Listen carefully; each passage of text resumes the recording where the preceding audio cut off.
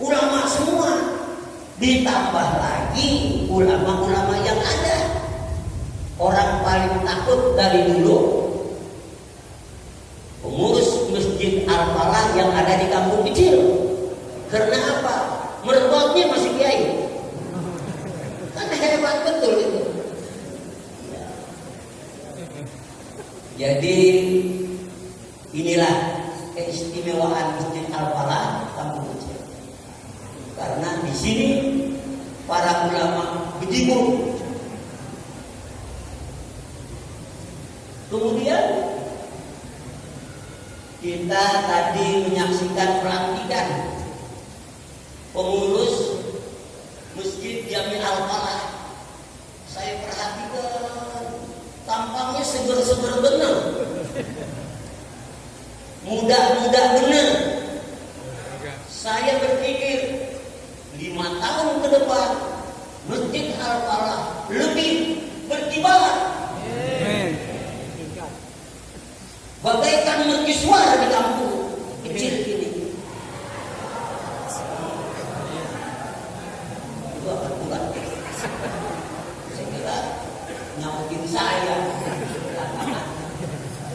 Ya, ingin kiranya saya katakan tadi sudah disinggung bahwa pengurus ini amrul ummah wa fi iqdamikum hayatah faqdumu iqdamal basir. Wahai para remaja, pemuda yang terlibat di dalam pengurus Masjid Jami Al-Falah, hidup matinya masjid ini di tangan kalian. Dan maju mundurnya masjid ini pada perjuangan kalian. Faqdumu iqdamal basir. Maju dan berjuang bagaikan singa yang lapar melihat mangsa. Inilah harapan kita. Allah berfirman, innama ya'muru masajidallahi man amana billahi wal yawmil akhir wa aqama as-salata wa ata az-zakat wa lam yakhsha illallah asara ulaika yakunu minal muttaqin. Jadi tiada ada orang yang memakmurkan masjid ini kecuali orang-orang yang beriman seperti yang tadi dilantik. Kita doakan supaya mereka masing-masing berjuang fastabiqul khairat. Pernah melakukan seperti ini, mengatakan amin sampai 3 kali. Apa itu? Oh iya, kata Nabi, kan ada 3, satu saja yang ingin saya katakan. Ketika saya naik ke mimbar, Jibril bisik sama saya. Apa kata Jibril?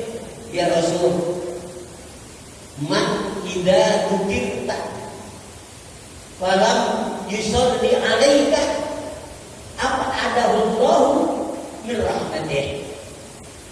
Nabi dia Jibril yang bilang qul amin, maka Nabi bilang amin. Artinya apa? Bisik Jibril kepada Rasul, ya Rasul, kalau ada umatmu apalagi berada di dalam masjid memperingati Maulid, tetapi ketika namamu disebut dia diam aja, nggak mau jawab. Apa adahullahu min rahmatih? Orang yang seperti itu dijauhkan oleh Allah dari rahmatnya. Jibril yang suruh qul amin, bilang amin. Artinya apa? Kalau nama Nabi disebut, kita tidak menjawab dengan selawat. Kata Jibril, Allah jauhkan orang itu dari rahmatnya. Saya kepengen tanya, Bapak kepengen nggak dijauhkan dari rahmat Allah? Ya enggak lah. Pada Bapak jawab, Allahumma shalli ala Muhammad.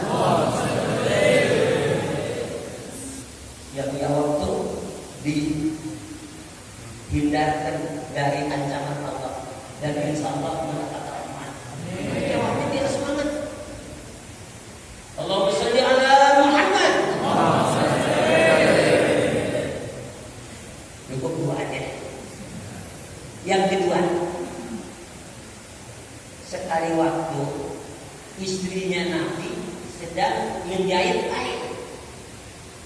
Ketika kain dijahit, rupanya jaringnya jatuh. Dicari-cari nggak ketemu. Kenapa? Lampunya lampu cempor ketika itu, tidak seperti sekarang. Cari-cari, usut tahu. Ini bahasa Betawi. Ya. Nggak kelihatan. Nabi masuk ke kamar itu. Pas Nabi masuk kelihatan ya. Artinya apa? Cahaya Nabi menerangi kamar itu. Siti Aisyah berkata, ya Rasulullah, ma ajmala nur wajh. Alangkah indahnya sinar wajahmu ya Rasul. Rasul jawab, iya. Tuba liman ra'awajhi yawmal qiyamah. Beruntung orang yang nanti pada hari kiamat bisa memandang wajahnya. Siti Aisyah bertanya, ya Rasul, memang ada umatmu yang nanti tidak bisa melihat wajahmu? Ada. Siapa itu ya Rasul? Kasihan benar. Man idza nudirtu falam yusalli alayya. Yaitu orang yang apabila namaku disebut, dia tidak menjawab dengan salam. Masya Allah. Makanya kata ulama akibat istaquna ila ru'ya jamali. Allahumma sholli ala Muhammad. Allahumma sholli ala Muhammad.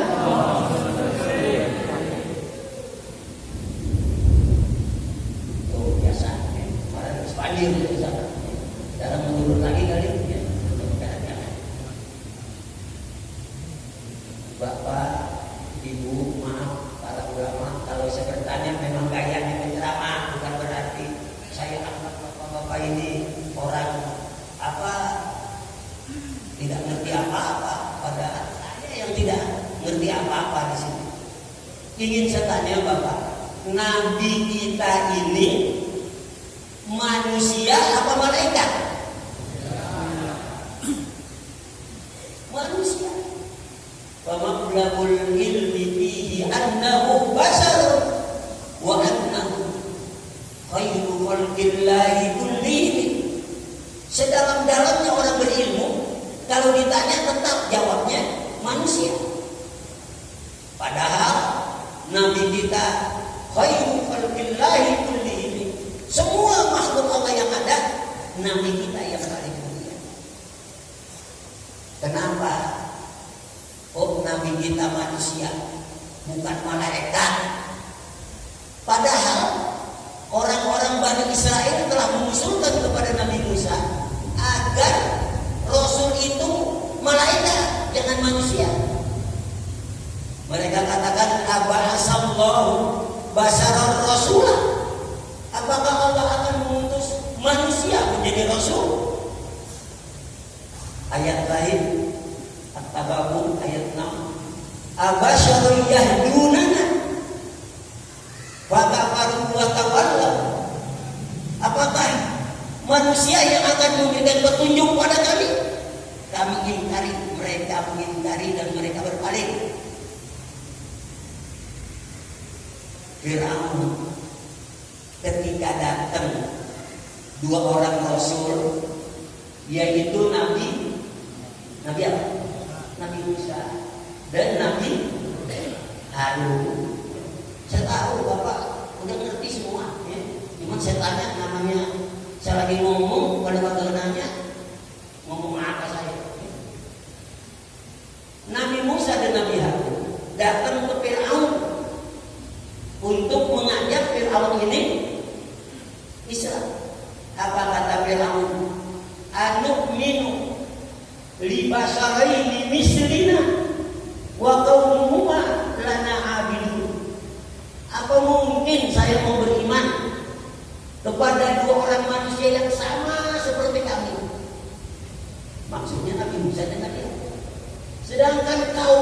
mereka berdua menghambakan diri kepada kami. Kok kami disuruh beriman kepada mereka berdua?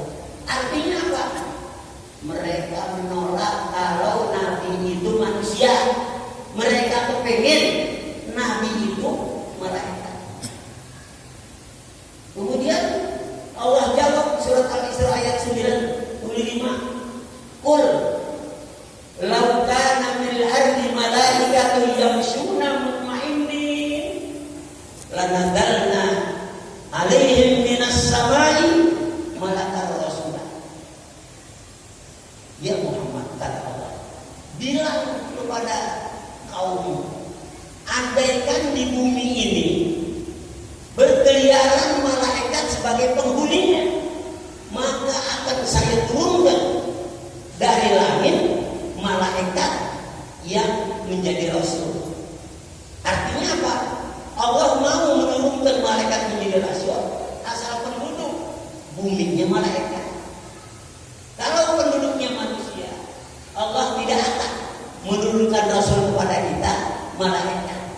Kira-kira menurut pendapat Bapak, kalau malaikat yang menjadi rasul kepada kita, apa yang terjadi kira-kira? Tidak nyambung. Sebabnya apa? Kalau misalnya malaikat jadi rasul, ngajarin kita untuk mendidik istri, khiyarukum li ahlihi wa ana khiyarukum li ahli. Sebaik-baik kalian yang bisa mendidik istri dengan baik. Saya, kata Nabi, orang yang paling baik mendidik istri. Kalau malaikat jadi rasul, malaikat kalau punya istri, bagaimana ngajarin kita yang punya istri? Itu sebabnya. Atau kalau malaikat mengajarkan kita makan umpamanya, malaikat makan enggak? Kita udah makan susah. Kalau Nabi bisa ngajarkan kita makan. Kata Nabi, nahnu ma'asyiral anbiya wa idza akalna fala nasbal. Nahnu ma'asyiral anbiya la na'kulu illa naju wa idza akalna fala nasbal. Tapi ini kalau mau dicontoh, makannya Nabi tidak pernah makan kecuali kalau kami makan tidak sampai kenyang. Ini resep makan sehat, resep makan nikmat begitu. Kalau kayak kita makan apa waktu lapar apa buka? Pagi-pagi nasi goreng sendiri. Yang pertama yakin. Yang kedua miskin. Yang ketiga pengembala kambing. Yang keempat ini yang menyakitkan, buta. Kata mereka, kita sendiri tidak berani mengatakan Nabi kita buta. Pertama, Nabi kita yatim. Benar apa enggak? Benar. Ketika Nabi lahir sudah tidak punya bapak. 6 tahun kemudian meninggal lagi ibu. 8 tahun ketika umur beliau 8 tahun meninggal kakek. Mengapa ini terjadi? Ini telah disetting oleh Allah, mesti seperti itu. Bagi orang yang tidak mengerti barangkali menganggap Nabi yatim. Memang yatim seperti manusia biasa. Tidak, Nabi diprogram, disetting oleh Allah supaya yatim. Mengapa? Seorang anak biasanya yang paling dulu mengajarkan ibu. Setelah ibu, bapak kakek. Oleh Allah semua diwafatkan. Bapaknya wafat sebelum lahir. Ibunya wafat ketika umur 6 tahun. Kakeknya wafat ketika berumur 8 tahun. Lalu apa maksud yang terkandung pada kejadian ini? Artinya bahwa Nabi tidak boleh dididik oleh manusia. Kalau ada bapaknya mengajarkan, ibunya mengajarkan, kakeknya mengajarkan, oleh Allah tidak boleh. Tidak cukup ilmu manusia untuk mengajarkan Nabi. Dan pengetahuan manusia sangat terbatas. Bagaimana kalau bapak, ibu, kakek yang mengajarkan Nabi? Ya pengetahuan Nabi sangat terbatas. Tetapi siapa yang mengajarkan Nabi? La ilaha illa huwa wasi'a kulla syai'in ilma. Tiada Tuhan kecuali Allah yang maha luas ilmunya. Makanya Nabi dididik oleh Allah, bukan oleh manusia. Nabi sendiri mengakui, "Adabani Rabbi wa ahsana ta'dibi." Aku dididik oleh Tuhanku sehingga baik budi pekertiku. Dalam tengah berjalan didampingi oleh malaikat Jibril untuk mengajarkan Nabi. Jadi Nabi kita diajarkan bukan oleh manusia, tetapi oleh Allah yang maha luas ilmunya dan oleh malaikat Jibril. Allah berfirman, "Allamahu syadidul quwa." Diajarkan Nabi oleh malaikat Jibril. Ketika Isra Mi'raj, Nabi lihat orang lagi digantung, sambil kepalanya dipukul sampai hancur. Nabi tanya, "Ya Jibril, siapa orang ini?" Kalau ditanya Jibril bisa jawab. Kalau ditanya kita, Bapak mau jawab apa kira-kira? Ya kita nggak bisa jawab. Makanya nggak pantas manusia mengajarkan. Dijawab sama Jibril, "Ya Rasul, itu contoh umatmu itu. Umatku yang bagaimana? Dia Islam, cuma sholat malas benar. Sholatnya malas benar. Kecuali kalau lagi obyekan tembus, duit banyak, rajin gitu. Giliran ini sama Allah, sakit. Besok istrinya ngomong sama orang, saya sakit mulu, Tuhan kasih. Sekarang saya, besok istri tahu siapa lagi, ngambek kayak itu. Inilah yang Allah bilang, "Wa minan nas may ya'budullah ala harbin in asabahu fitnatun in asabahu khairun itma'anna bih wa in asabahu fitnatun in qalaba ala wajhihi khasirat dunya wal akhirah wa dzalika huwal khusran." Ada kata Allah, sekelompok manusia beribadah kepada Allah itu dengan minggir ala harfen, di pinggir-pinggir. In asabahu khairun, kalau lagi dapati kebaikan, itma'an nabi, senang entar ke masjid, pagi-pagi udah ke masjid, tembus obyekannya, ya. Malam bangun lagi. Tapi kata Allah, wa in asabahu fitnatun in qalaba ala wajhihi. Kalau dia naik musibah, berbalik, tidak lagi mau menyembah Allah. Jangan. Kalau ada di antara kita begitu, jangan. Sebabnya apa? Allah bilang, khasirat dunya wal akhirah wa dzalika wal khusranul mubin. Orang yang berbuat seperti itu rugi dunia dan akhirat. Itulah bagi orang yang nyata rugiannya. Kemudian Nabi tanya lagi, banyak para nabi, para sahabat, khususnya orang-orang sufi, mintanya memang miskin, dia mau. Banyak para sahabat yang berdoa kepada Allah, Allahumma ahyini amitni miskinan wahsyurni ma'adul masakin. Ya Allah, bila Engkau mau hidupkan aku, hidupkanlah dia miskin. Miskin. Saya yakin orang kecil kalau baca di doa. Ini dia. Allahumma ahyini miskin. Ya Allah, hidupkanlah aku miskin.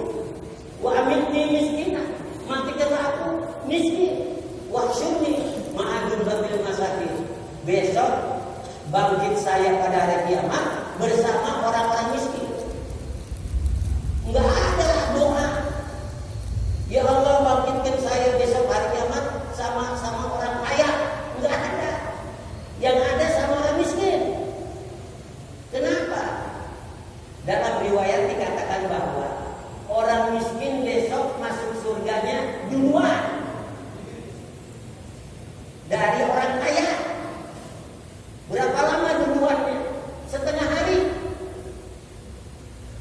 Kok dikit betul setengah hari?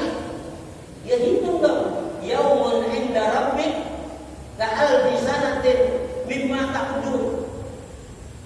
Satu hari pada Allah 1000 tahun hari dunia. Kalau duluannya setengah hari, berarti berapa tahun? 500. Hah? 500 tahun. 500 tahun. Saya yakin kita semua pengen dibangkitkan besok, masuk surga duluan.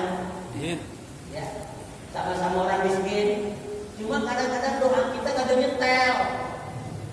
Ya Allah, ahyini ghaniyan wa amitni ghaniyan wahsyurni ma'aduratil masakin. Beda. Ya Allah, kalau hidupin saya biar kaya, matiin saya biar kaya, bangkit bersama orang-orang miskin. Ya, mau enaknya aja. Gak bisa. Jadi miskin itu memang dikehendaki oleh para sahabat. Bukan mereka kecewa dikasih miskin, malah minta. Malah satu kabar, apabila dunia atau duit banyak datang kepada mereka, khususnya orang-orang sufi, datang duit diajak ngomong tuh. Dibilang ya dunia wirri ghairi fatalaktu bi salasan. Dunia duit, kalau mau datang mau nipu jangan saya, tipu yang lain tuh yang pengen ditipu. Saya udah ceraikan kau talak 3. Masa? Ada nggak orang kamu kecil nyeraiin dunia talak 3? Nah inilah Nabi diberi miskin oleh Allah. Memang Nabi yang mau. Padahal kalau Nabi mau kaya, dirawi dibilang tuh, warawadahul jibal di antakuna lahu zahaban fahaba. Ketika Nabi naik gunung sakit hati juga rupanya. Kalau Nabi dicela menjadi orang miskin, maka gunung memaksa Nabi. Ya Rasul, izinkanlah saya jadi emas dengan izin Allah. Syaratnya kau mau. Kalau kau mau, saya jadi emas. Nawarinya Nabi, nawarinya saya aja. Ya saya jawab buru-buru. Nawarinya Nabi. Apa? Nabi bilang jangan. Kenapa? Dunia ini bukan tempat kehidupan orang mukmin. Sehingga dalam ilmu fikih kalau kita makan pakai piring emas, minum cangkir emas, haram hukumnya. Kenapa? Enggak boleh, bukan tempat kita di sini. Tempat kita di sana nanti. Kalau udah di sana, rumahnya saja emas semua, perak semua. Makanya sabar aja. Walaupun kita tidak punya harta banyak, kekayaan banyak, memang laisa bidari mukminin, bukan tempat kita. Nanti kita di sana. Itu jawaban kita kalau mereka menghina, membalakan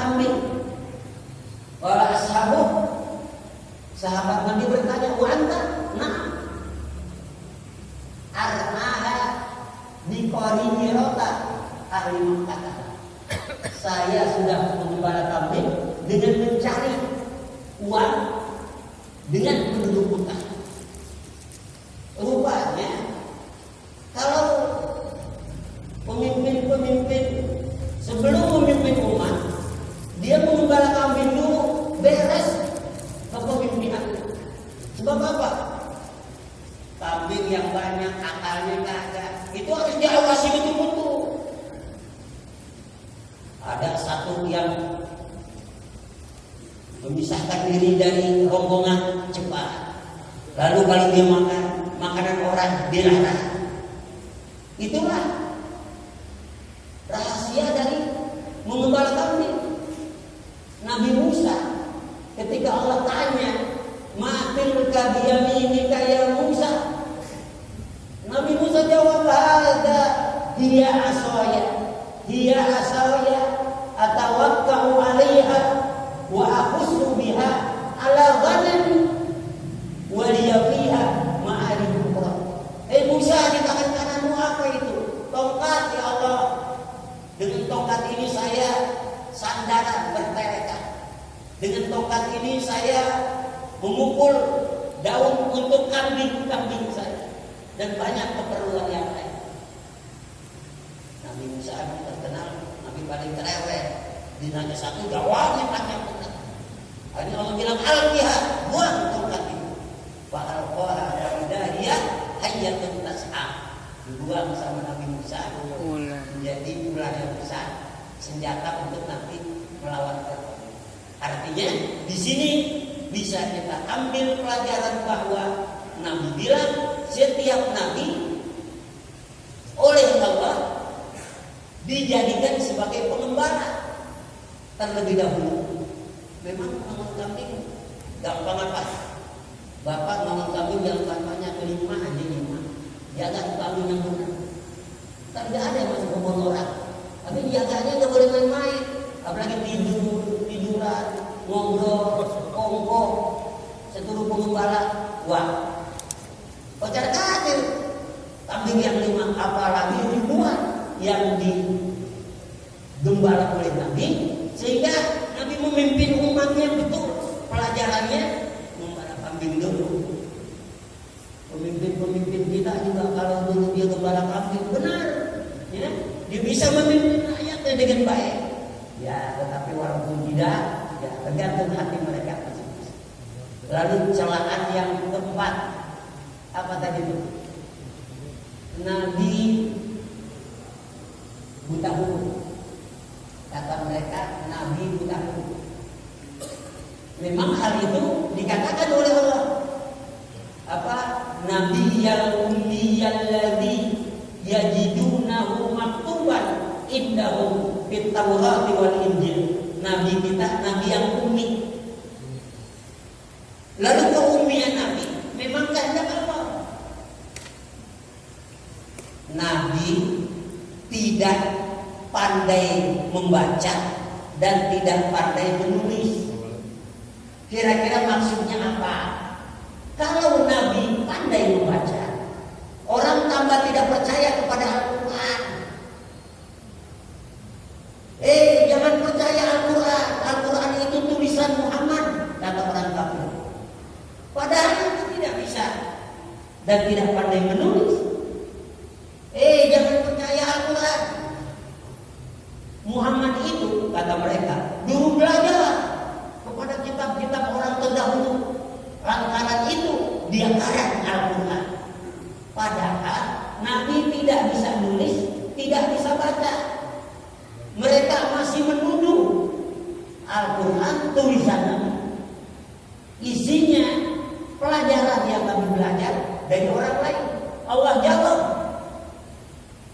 "Ma kunta tatlu min qablihi min kitabin wa la takhuttuhu bi yaminik idzal lartabal mubtilun." Kata Allah, "Ma kunta, engkau ya Muhammad tidak pernah tatlu min qablihi min kitabin, membaca sesuatu kitab sebelum Al-Quran diturunkan." Nabi tidak pernah. Nabi tidak pernah. Wa la takhuttuhu bi yaminik, engkau juga tidak pernah menulis dengan tangan kanan. Iza ijalarta baru begitu. Kalau saja kamu bisa baca, kalau saja kamu bisa tulis, maka orang lebih ragu lagi terhadap Al-Quran. Itulah khasiatnya, itulah apa maksudnya kalau Nabi sengaja oleh Allah tidak pandai baca dan tidak pandai tulis. Artinya apa? Gelek. Nabi dulu ingusan, Gelekan. Nabi dulu cacingan, Nabi dulu gelekan. Ini jahat betul tuduhan mereka seperti itu. Bahkan katanya Nabi semasa mengembala kambing bersama teman-temannya yang lain, kalau saja di sana ada apa pohon jambu gitu, maka Nabi akan ikut beserta pengembala yang lain nyolong jambu. Masya Allah, ini tuduhan yang keterlaluan. Kita tidak boleh sama sekali membenarkan, apalagi membela orang yang sudah menghina Nabi seperti itu. Padahal kalau kita baca di Rawi Al-Quran, Nabi dikandung seperti kita 9 bulan. Cuma setiap bulannya banyak nabi yang datang kepada Siti Aminah pada saat Siti Aminah mengandung. Awal syahrin min syuhurin hamliha ataha fil manami Adam wa a'lamaha annaha hamalat bi ajallil a'lam. As-sahru sani ataha fil manami Idris wa akhbaraha bi fakhri Muhammadin wa qadrihin min aqlis. Dari bulan pertama, bulan kedua sampai bulan ke-9 udah terakhir, semua Nabi berpesan kepada ibunya, ya Aminah, idza wada'ti syamsal huda samsal falahi wal huda fasammihi Muhammad. Aminah, sebentar lagi kalau di 9 bulan engkau akan melahirkan seorang manusia agung, manusia mulia, kasih nama Muhammad. Setelah 9 bulan Siti Aminah dalam kandungannya merasa mules. Bapak agak pernah ngerasain itu, ngerasain ibu, ya, mangut-mangut aja, ya. Artinya Siti Aminah merasa kandungannya penak. Lalu dia berkata, kalau benar yang saya kandung ini seorang mulia, saya meminta kepada Allah bidan dari surga. Kamu-kamu, kalau kita kasih itu bidan dari kampung, waktu potong pusat kan pakai urat. Banyak alisnya berat, patah kuali itu begitu. Kita, oh Nabi tidak. Kemudian kalau mustaddak biha tarbun dibas, walam ya'lam biha ahadun minan nas, basatat aku fasakwa ila man ya'lam sirraha wa najwaha. Ketika perutnya mules, dia bilang, ya Allah, kalau yang aku kandung ini benar seorang nabi terakhir, datangkanlah kepadaku bidan dari surga. Langsung Allah datangkan. Faidah ia bi'asiyatam rata Fir'aun wa Maryam ibnati Imran wa jama'atin min umuril Isa qad hada'a min jamalihinna maka fadhahaba anha ma tajidu minal akhzab. Benar datang dua bidadari. Dua bidadari surga. Pertama Asia. Asia itu istri Fir'aun. Tetapi setiap Fir'aun ngapain aja keprek ke Fir'aun tangan, sehingga istrinya ini mau dieksekusi, hukum mati dengan digiling pakai batu. Maka dipantai tangannya Siti Asia, dipantai kakinya, didatang batu besar untuk menggiling dia. Siti Asia keburu berdoa, Rabbi bnili indaka baitan fil jannah wa najjini min fir'auna wa amalihi wa najjini minal qaumidz zalimin. Ya Allah, sebelum batu besar menggiling tubuhku, bangunlah mahligai di surga untukku. Langsung aja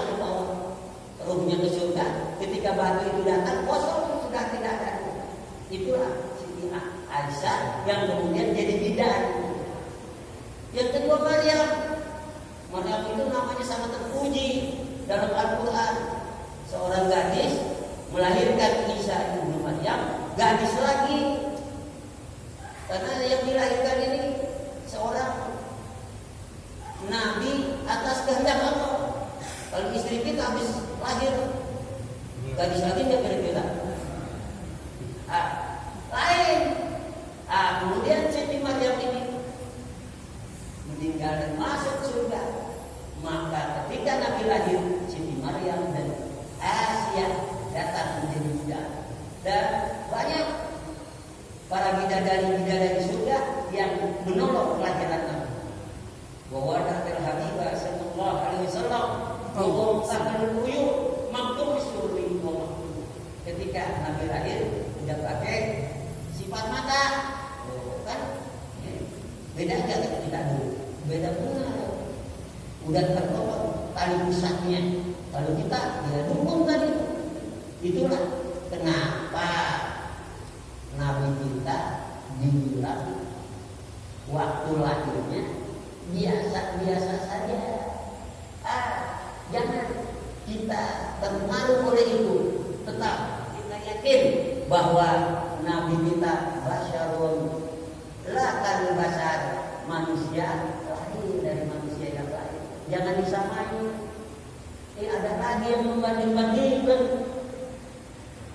Abad 20 sekarang ini ikut-ikutan mau mencela Nabi kita. Sungguh aneh luar biasa. Apalagi Pancasila diukur dengan Al-Quran, maka ini merupakan kemerosotan moral umat Islam yang tidak mengerti dan tidak mau mengaji. Tetapi bagi kita sekalian, insya Allah tidak seperti itu. Hadirin sekalian, Bapak, Ibu, saya lihat udah capek banget, yang udah pagi-pagi ya, udah capek. Kalau Bapak nggak capek, saya yang capek. Ya, jadi rasanya cukup kan? Saya ingin sebetulnya menjelaskan apa fungsi Nabi kepada kita. Wah, kebanyakan. Ya. Saya juga capek. Semalam pulang setengah 11, ya, ada 3 tempat. Bukannya drama bukan. Ngaji, saya ngaji 3 tempat. Ya. Kemudian kemarin tengah di Al-Falah juga, Al-Falah, Al-Merah, stasiun kereta. Ya. Saya sedikit juga. Kemudian sekarang pagi-pagi, padahal di saya ada pengajar juga, ya, yang ngajar bukan saya, yang sebelumnya. Barangkali saya yakin dan percaya bahwa Bapak Ibu kurang puas. Habis model kayak gini disuruh ceramah, ya. Padahal di sini tadi saya bilang peternakan kiai di sini. Orang dari mana-mana nyari ilmu kemari. Ya. Apa ini ada Syekh ini takma ibadah. Ini semuanya jadi panutan kita. Bapak-bapak masih ada beliau, jangan lalai untuk mengaji, untuk mencari ilmu.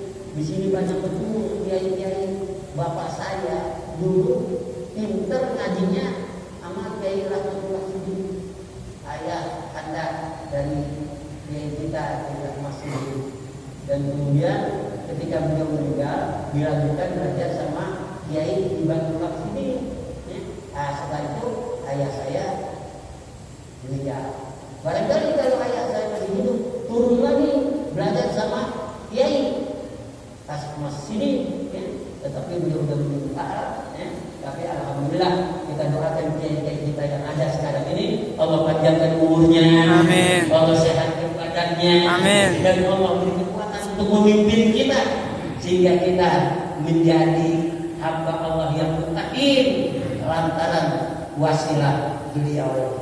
Akhirnya kita berharap dan berdoa supaya Allah jadikan kita semua sebaik min khiyari ummati wasturna bidairi hurmati wahsurna badan fi dubrati wastahmil alsinatana fi madhihi wa nusrati wa ahyina mustamsidina bisunnatihi wa mahabbatihi